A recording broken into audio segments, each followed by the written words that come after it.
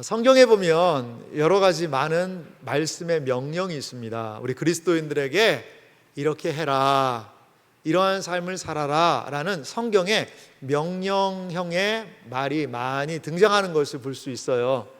성경에 많이 등장하는 말이 어떤 말들이 있죠? 사랑하라라는 말씀 많이 있잖아요. 사랑하라라는 말씀, 또 두려워하지 말라는 말씀, 염려하지 말라는 말씀, 여러 가지 많은 말씀이 성경에 기록이 되어 있습니다. 오늘 감사절을 맞이해서 제가 성경에 감사라는 단어가 얼마나 많이 있나를 한번 찾아봤어요. 그랬더니 총 168회의 신구약 성경 안에 감사라는 단어가 있더라고요. 168회. 이걸 다 언제 다 쉬었느냐?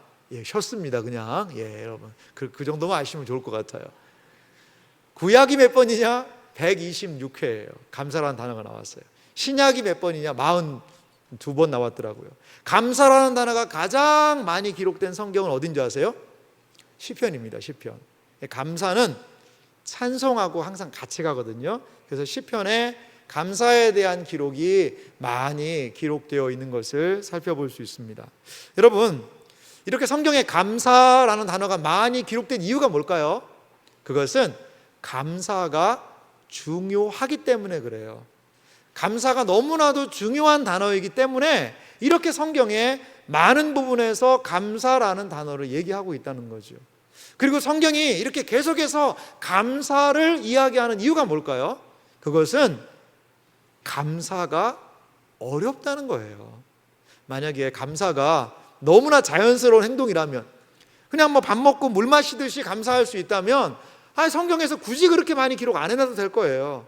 그런데 감사하는 것이 참으로 어렵다는 거죠. 감사하는 것이, 감사의 삶은 자연스러운 것은 아니라는 거예요. 감사하기 위해서는요, 훈련이 필요합니다. 감사하기 위해서는 노력이 필요해요. 그렇기 때문에 성경은 감사하라고 이야기하고 있습니다. 우리는 올 1월 달을 생각해 보면 1월 달에 우리 뭐 했죠? 미라클 30이라는 걸 했습니다. 장장 5주간에 걸쳐서 특별 새벽 기도회를 우리가 좀 모였잖아요. 참 대단한 일이었어요.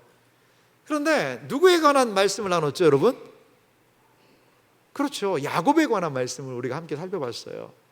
야곱의 삶을 보십시오. 야곱의 삶을 보면 이 사람이 복을 구하는 삶을 막 해요. 형을 속이고 아버지 속이고, 그러면서도 복 받는, 야곱의 삶은 어떻게 보면 기복의 삶이거든요. 복을 그냥 받기를 너무나 원하는 거예요. 그런데 그렇게 한다고 복이 와요? 우리 알잖아요. 아버지와 형님보다 더 고단수인 외삼촌 라반을 만나기도 하고, 여러 어려움이 야곱의 삶에 찾아옵니다. 그런데 이 야곱의 삶이 기복적인 삶에서 정말 하나님의 복이 임하는 축복의 삶으로 변화되는 지점들이 있는 것 같아요. 그것은 무엇이냐면 야곱의 마음 안에 하나님을 인정하는 거죠. 하나님을 찬양하는 거죠. 다른 말로 하나님께 감사하는 거예요. 우리 모두 복 받기를 원하고 있습니다. 기복신앙이라고 치부하는 사람도 있어요. 그런데 기복에서 여러분, 축복으로 어떻게 우리의 삶이 넘어갈 수 있을까요? 그것은 우리의 삶이 바뀌어야 되는 거예요. 우리의 성품이 달라져야 되는 겁니다. 기복은요, 내 삶은 어떻게 살아도 좋다는 거죠. 뭐만 하면 된다는 거죠? 복만 받으면 된다, 이게 기복이에요. 하지만 축복의 인생은 무엇입니까? 그 복에 걸맞는 삶을 살아가는 거죠. 야곱은 복과 걸맞지 않은 삶을 살았어요. 복 받고 싶었지만. 하지만 야곱의 일생을 통해서 하나님이 이 모양 저 모양 다루시면서 복에 걸맞는 인생이 되었다는 거죠. 여러분, 감사는 무엇일까요? 감사는 우리의 성품을 달라지게 해요. 감사는 하나님을 인정하게 해요.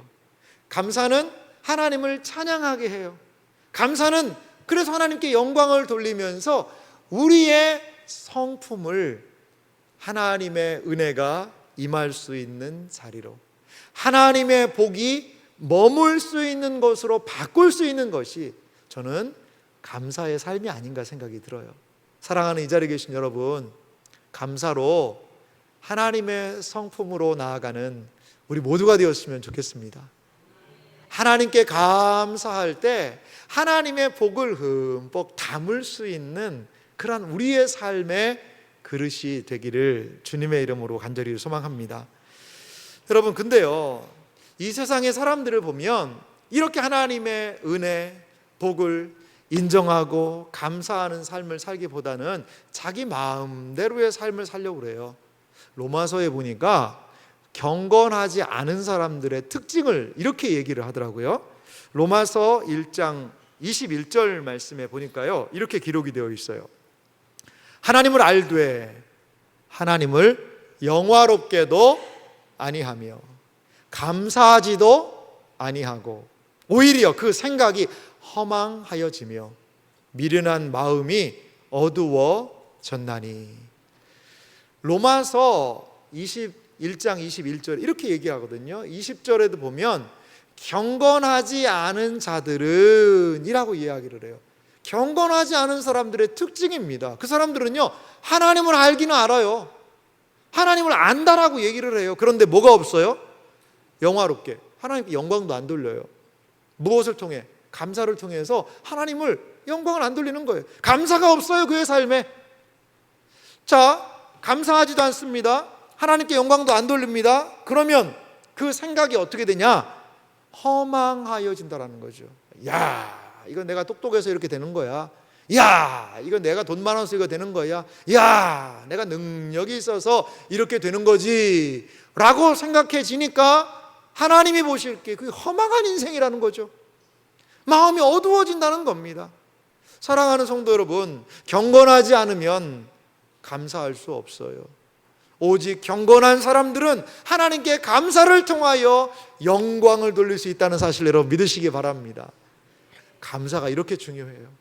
감사를 통하여 하나님께 영광을 돌릴 수 있는, 감사를 통하여서 하나님께 온전하게 하나님을 인정할 수 있는 여러분들의 생애와 삶이 되기를 간절히 소망합니다. 오늘 우리는 감사에 관한 이야기를 함께 하기 원합니다. 특별히 오늘 다윗의 감사에 대해서 함께 살펴보기 원합니다. 감사가 이렇게 중요하고, 감사가 하나님을 인정하는 길이고, 감사가 하나님을 닮은 성품으로 우리를 달라지게 할 수 있다면 과연 우리는 어떻게 감사해야 할까? 오늘 다윗의 감사의 이야기를 함께 좀 살펴보기 원합니다.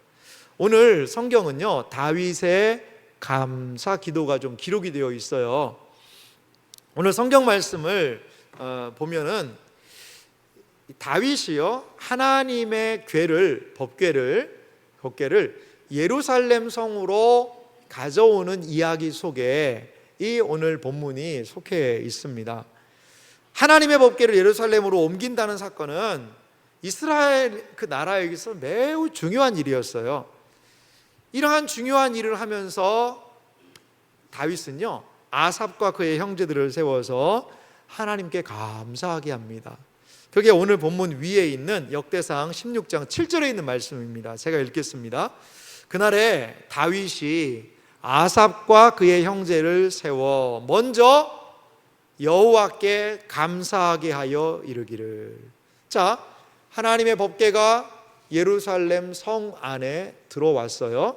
그러니까 다윗이 아삽과 그의 형제들을 세워서 여호와께 뭐하게 하는 거죠? 감사하게 한다라고 얘기합니다. 이 감사의 다른 말은 그래서 찬송하고 똑같아요. 찬양이라고도 바꿀 수 있어요. 감사의 다른 말은 무엇으로도 바꿀 수 있냐면요, 예배와도 감사가 많이 연결되어 있어요. 하나님의 법궤가 예루살렘 성 안으로 들어왔습니다. 이제 그 백성들은요, 하나님께 감사하고 하나님께 찬양하고 하나님을 경배하는 그러한 일을 했다라고 오늘 성경이 기록을 하고 있어요. 이것은 다윗의 감사입니다. 다윗의 찬양입니다. 이 사람들을 세워서 함께 이 하나님을 높이자라고 다윗은 사람들을 세워 찬양하며 감사하고 있다는 거죠. 자, 이들이 행했던 감사의 구체적인 내용이 역대상 16장 8절에 있는데요, 어떻게 이들은 감사를 했는지를 생각하면서 같이 읽어볼까요? 함께 읽습니다. 너희는 여호와께 감사하며 그의 이름을 불러 아뢰며 그가 행하신 일을 만민 중에 알릴지어다. 아멘. 이들의 이 아삽과 형제들이 첫 마디는 무엇이죠? 너희는 여호와께 감사하며. 감사로 시작하고 있는 것을 볼 수가 있습니다. 여러분, 다윗은 이렇게 이들을 통하여서 자신 안에 있는 감사함을 온 백성들과 함께 나누기 위하여 표현하고 있습니다. 다윗의 감사가 오늘 본문에도 있어요. 역대상 16장 34절 말씀인데요, 너무나도 유명한 구절이에요. 같이 읽어보겠습니다. 여호와께 감사하라. 그는 선하시며 그의 인자하심이 영원함이로다. 아멘. 시편에서 많이 봤던 감사의 노래지 않습니까? 그 감사가 이러한 배경 속에서 탄생했다라는 거죠.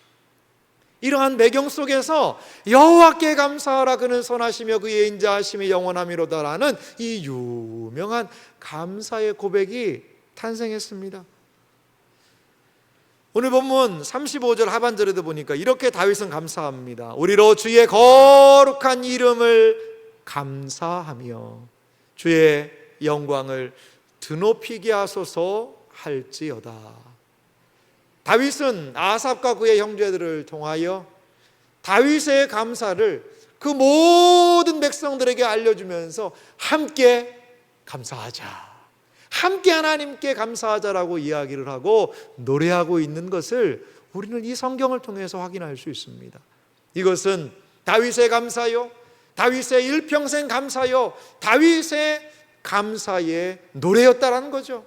여러분, 그렇다면 다윗은 이 감사의 노래를 통하여 어떻게, 왜, 무엇 때문에 감사했을까요?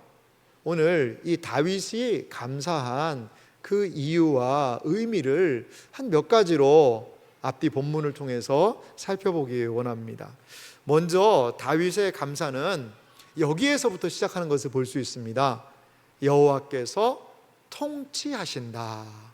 이것이 다윗이 감사한 감사의 중요한 내용이라는 거죠. 역대상 16장 31절 오늘 본문 말씀을 보니까요, 이렇게 이야기하고 있어요. 하늘은 기뻐하고 땅은 즐거워하며 모든 나라 중에서는 이르기를 여호와께서 통치하신다 할지로다. 아멘. 자, 다윗이 무엇을 얘기하죠? 하늘이 기뻐한대요. 땅이 즐거워한대요. 그리고 모든 나라가 말한다는 겁니다. 이 의인법이 쓰였습니다. 사실 하늘이 어떻게 얘기를 하겠어요? 땅이 어떻게 말을 하겠어요? 하늘의 천군 천사, 땅의 모든 나라 사람들이 다 무엇을 말하냐? 여호와께서 통치하신다. 이것을 이야기한다는 거죠. 여호와께서 통치하신다는 말이 무슨 뜻일까요? 하나님께서요 다스리신다라는 겁니다. 고대 시대에는 왕이 다스리던 시대였어요. 왕정 체제였죠. 여러분, 왕정 체제를 살아가는 백성들에게 있어서 백성들이 가장 기대하는 바가 뭘까요? 가장 백성들이 원하는 게 뭘까요? 잘 먹고 잘 사는 거겠죠. 그러기 위해서는 뭐가 필요하죠? 좋은 왕이 세워지는 거예요. 좋은 왕이. 그래서 좋은 왕이 백성을 다스릴 때 국태민안이다. 백성들은 평안한 삶을 살 수 있다는 거죠. 역사적으로 우리나라도 보면 조선시대 때 세종대왕께서 하신 일들이 참 많지 않습니까? 한글을 왜 만드셨다라고 이야기해요? 나라 말씀이 딩국에 달아 중국과 달라서 문자화로 서로 통하지 않아서 내 이 어린 백성을 불쌍히 여겨 28글자를 맹간하니, 수업 받을 때 이 맹간하니의 이 변화형에 대해서 공부하는데 너무 힘들었어요, 정말. 그래요. 왜 한글을 세종대왕이 창조하셨냐면 백성에 대한 사랑의 마음에서. 선왕이 다스릴 때 그 나라는 기쁨과 감사가 넘칠 수 있다는 거죠. 그런데 이 세상의 왕들의 통치는 한계가 있어요. 한계가 있습니다. 제한적이에요. 잘하려고 하지만 잘 안 될 때도 많고요. 여러 가지가 어려움이 많아요. 그런데 오늘 성경이 다윗이 이야기하는 바는 무엇입니까? 하나님께서 다스리신다는 거예요. 하나님이요, 직접 왕으로서 우리를 다스려 주시겠다는 거죠. 여러분, 이것보다도 기쁘고 감사한 은혜가 어디 있을까요? 하나님께서 다스리신다면 우리는 안심할 수 있을 거예요. 하나님께서 다스리신다면 우리의 삶에 희망이 있지 않겠습니까? 여러분, 지나간 6개월의 삶을 좀 돌아볼까요? 안 되는 것 같고, 어려운 질병이 오기도 하고, 상황이 막히기도 하고, 여러 가지가요, 힘든 상황이 있어요. 그런데 6개월이 지난 오늘 이렇게 좀 돌아보면 그래도 그 구비구비를 잘 넘겨왔잖아요. 어떻게, 무엇 때문에? 하나님이 도와주셨기 때문에, 하나님이 은혜를 베푸셨기 때문에. 그건 다른 말로 하면 하나님께서 내 삶을 여전히 다스리고 계시다는 거예요. 요한계시록 19장 6절은 이 하나님의 다스리심을 얼마나 중요하게 노래하는지요, 이렇게 기록하고 있어요. 또 내가 들으니 허다한 우리의 음성과도 같고 많은 물소리와도 같고 큰 우레소리와도 같은 소리로 이르되 할렐루야, 주 우리 하나님 곧 전능하신 이가 통치하시도다. 할렐루야. 여러분, 이게 얼마나 중요한지요. 말씀을 보세요. 허다한 무리의 음성, 많은 물소리 같고 큰 우레소리와도 같고, 이 소리가 얼마나 크고 웅장한지 이렇게 계속 수식어를 붙여요. 그 내용이 무엇입니까? 할렐루야, 주 우리 하나님 곧 전능하신 이가 통치하시도다. 아멘. 하나님의 통치를요, 이들이 기뻐하는 겁니다. 사랑하는 성도 여러분, 하나님이 우리의 인생을 다스리고 계시다는 사실을 믿으시기 바랍니다. 때로는 뭐가 안 돼요, 막히는 것 같아요, 하나님이 침묵하시는 것 같아요. 나는 이때 이게 이루어졌으면 좋겠어요. 그래요, 그것은 내 시간이죠. 하지만 in His time, 하나님은 하나님의 시간에 하나님의 통치하심을 드러내실 거예요. 드러내실 거예요. 그래서 하늘의 가장 큰 소리는 주님이 다스리신다는 거죠. 다윗은 이것을 알았습니다. 그래서 이 하나님이 다스리신다는 그것이 내가 영원히 감사할 수 있는 이유입니다 라고 오늘 이렇게 감사의 노래를 하고 있는 것입니다. 우리의 일평생이 하나님께서 다스리신다는 그것, 하나님께서 여전히 통치하신다는 그것을 기억하며 감사할 수 있는 우리가 되기를 주님의 이름으로 축원합니다. 또한 다윗의 두 번째 감사의 모습을 보니까요, 이런 표현이 있어요. 주께서 땅을 심판하신다. 하나님의 심판하신다라는 그러한 이야기를 하고 있는 장면이 등장합니다. 오늘 본문 32절 말씀을 좀 보면은요, 바다와 거기 충만한 것이 외치며 밭과 그 가운데 모든 것은 즐거워할지로다. 자, 바다가 외치고요, 밭이요 즐거워해요. 의인법이 계속 쓰였습니다. 33절은 이렇게 얘기를 해요. 그리할 때에 숲속의 나무들이 여호와 앞에서 즐거이 노래하리니. 숲속에 나무들도 노래합니다. 바다가, 밭이, 나무들이 함께 노래해요. 무엇을 노래합니까? 주께서 땅을 심판하러 오실 것임이로다. 아멘. 무엇을 찬양하는 거죠? 주님이 심판하러 오신다라는 겁니다. 다윗의 감사 안에는 주님이 심판하러 오신다라는 이 고백이 다윗 안에 있었다라는 겁니다. 여러분, 이 세상이, 법정이 고의적으로 불법을 저지르려고 하지는 않는다고 봐요. 하지만 잘 몰라서도 그릇된 판결을 할 수가 있고요, 때로는 어떤 때는 의도적으로도 그릇된 판결을 할 수도 있죠. 여러분, 이 나라, 이 세상 나라의 법정은 정확하게 무엇인가 판결을 내리는 것에는 한계가 분명히 저는 있다고 봐요. 많은 사람들이 그것 때문에 눈물 흘리는 사람들이 있지 않습니까? 제가 주중에 한 급한 기도 제목을 좀 받았어요.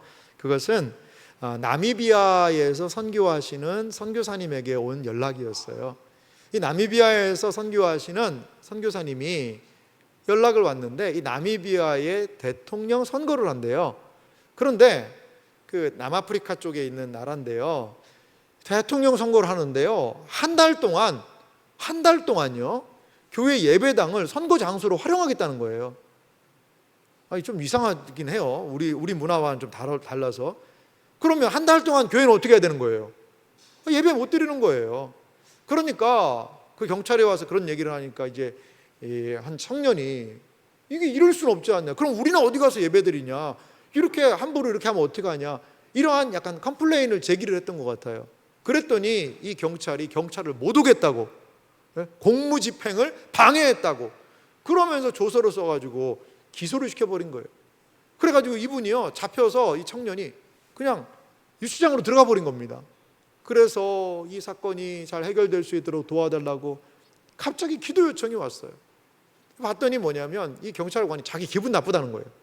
내가 경찰인데 나한테 어떻게 그렇게 얘기할 수 있느냐, 기분 나쁘다는 거예요. 보니까. 그래서 여러 가지가 진행이 되는데 성도들이 할 수 있는 게 없잖아요. 이 나미비아의 성도들이 할 수 있는 게 없어요. 그래서 교회 몇몇 자매들이 그 경찰서에 가서요 펑펑 울은 거예요. 좀 도와달라고, 빼내달라고, 우리 그런 거 아니라고.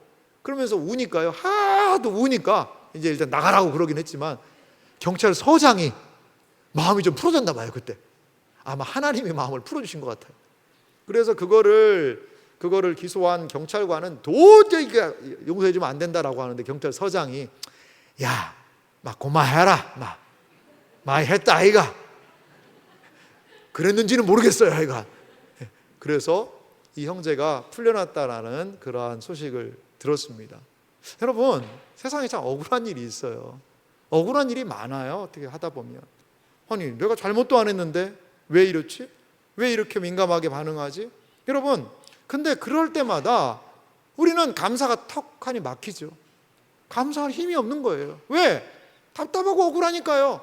이 세상이 불의하기 때문에요. 그런데 다윗은 무엇을 노래합니까? 주님께서 심판하실 것이다. 시편 36편 6절은 이렇게 말하고 있어요. 주의 의는 하나님의 산들과 같고 주의 심판은 큰 바다와 같으니이다. 여호와여, 주는 사람과 짐승을 구하여 주시나이다. 할렐루야. 그렇습니다. 주의 심판이요 큰 바다와 같대요. 주님이 심판을 행하시면 무엇입니까? 우리에게는 사람과 짐승을 구해야 된다는 거죠. 하나님께서 심판하실 날이 있다라는 것을 우리는 기억해야 합니다. 여러분, 우리는 하나님의 일하심 안에서 우리의 감사를 올려드려야 할 줄 믿습니다.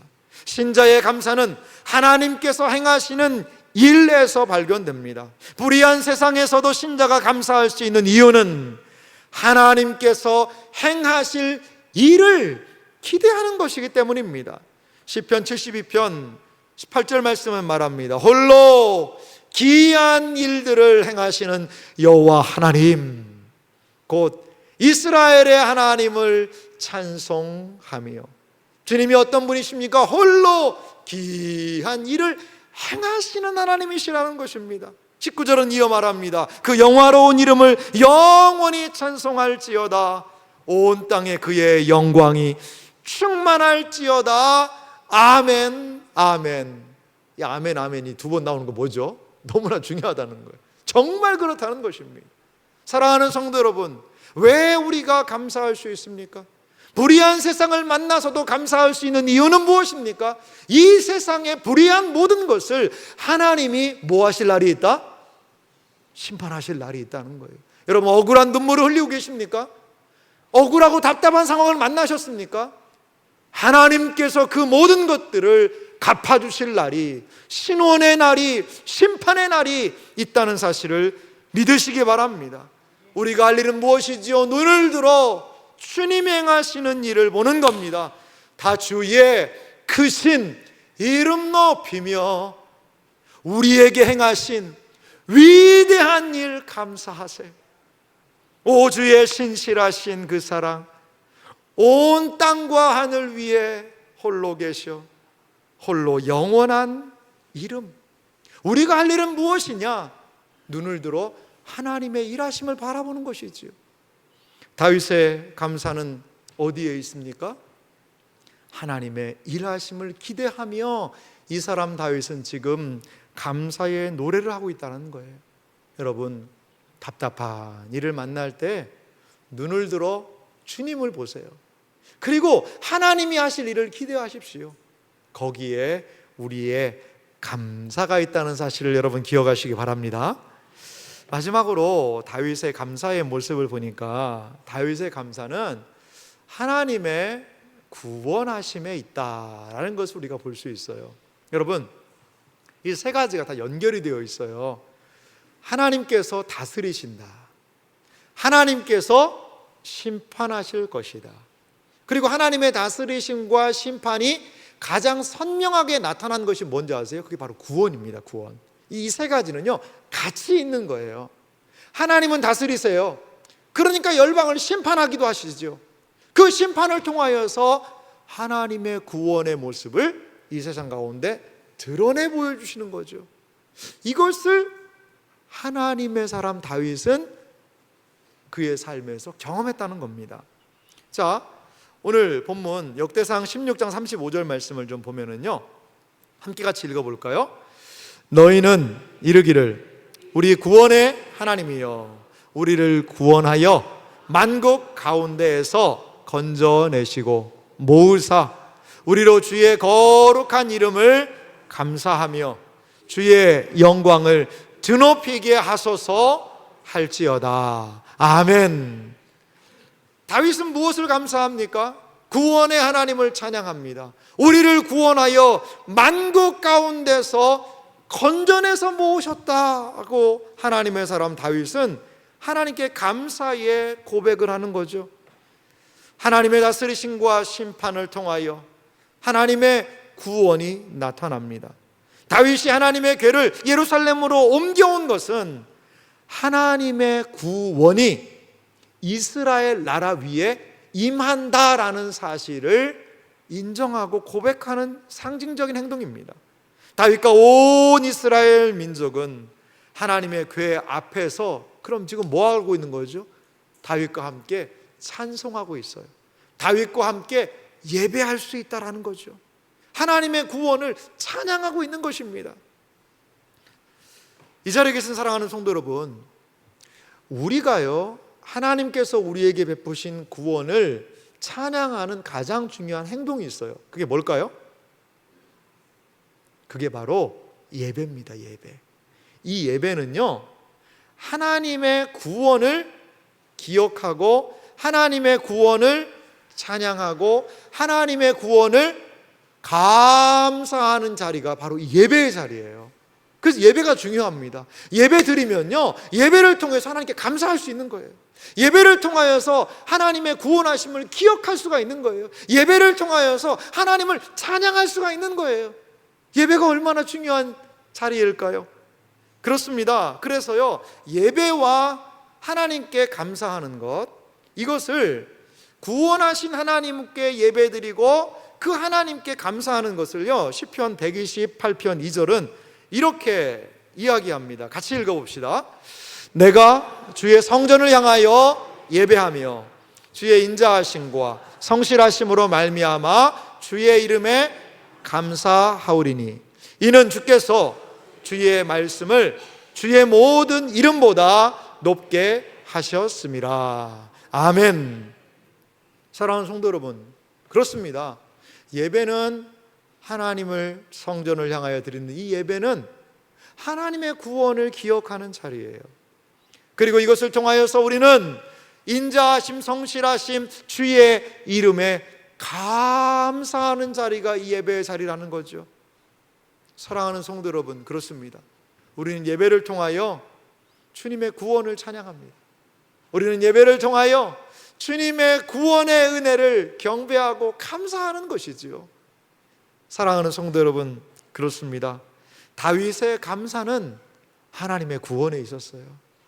가만히 생각해 보니 하나님의 구원이 나에게 임했다라는 것 자체가 그의 삶에 감사로 드러나게 되었다는 겁니다.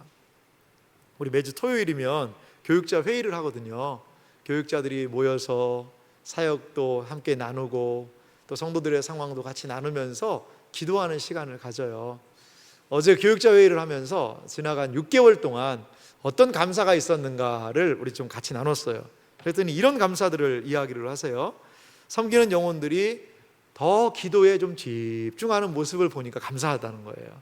그렇게 감사하신 분도 계셨고, 또 사역을 하면서 다시 한번 하나님이 나를 부르셨다는 것에 대해서 감사하는 그런 이야기를 하시는 분도 계셨어요. 그리고 주님의 몸된 교회를 우리 성도님들과 함께 같이 섬길 수 있다는 것에서 감사합니다, 이렇게 이야기하시는 분들도 계셨어요. 참 그러면서 우리의 감사를 하나님께 올려드리고 기도하는 시간을 가졌는데요. 여러분, 우리의 감사가요, 진정한 감사가 되기 위해서 꼭 필요한 게 있어요. 그것은 뭐냐면 우리의 감사가 어떠한 조건을 만족해서 누리는 감사, 어떠한 좋은 결과가 이루어졌기 때문에 감사가 아니라 우리의 감사가 누구 때문에요? 하나님 때문에 할 수 있는 감사가 되어야 하겠구나라는 생각이 들어요. 여러분, 다윗의 감사 제목을 보세요. 하나님의 다스리심, 하나님의 심판, 하나님의 구원. 이게 다 무엇과 연결된 감사입니까? 하나님과 연결된 그러한 감사의 삶, 이것이 다윗의 감사거든요. 우리의 감사가 우리의 형편, 우리의 처지, 우리의 상황을 넘어서는 감사로 하나님께 나아가기 위해서는 우리의 감사가요, 우리의 감사의 출처가요, 하나님과 연결되어야 한다는 사실을 여러분 믿으시기 바랍니다. 우리의 감사가 진정한 감사가 되기 위해서는 그 중심에 하나님이 계셔야 한다는 사실을 기억하시기 바랍니다. 하나님의 행하심과 우리의 일을 연결시켜야 합니다. 그때에 우리는 이 땅에서도 진정한 감사로 하나님께 영광을 돌려드릴 수 있을 줄 믿습니다.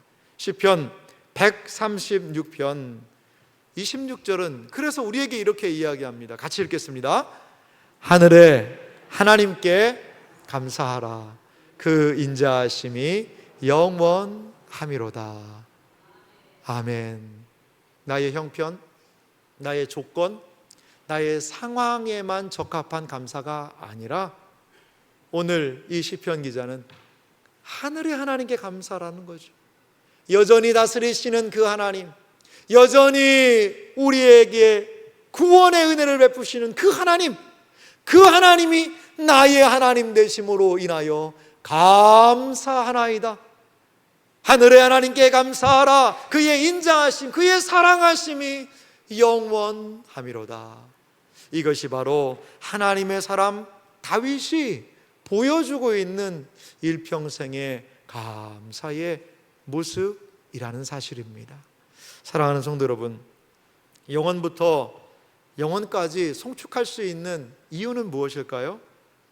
우리는 어떻게 우리의 삶에 감사의 삶으로 나아갈 수 있을까요? 신자의 감사는 우리에게 주어진 환경을 넘어선다는 사실을 기억하시기 바랍니다. 신자의 감사는 하나님의 행동 안에 있어요. 우리의 감사는 하나님의 행동 안에 있다라는 사실이지요. 하나님의 행하심을 알고 하나님을 기대하며 살아갈 때 우리는 하나님을 바라보며 감사할 수 있습니다. 형편과 처지, 상황을 넘어서서 하나님을 바라보는 그 감사, 이것이 우리의 삶 가운데에 더욱더 넘쳐나시기를 주님의 이름으로 축원합니다.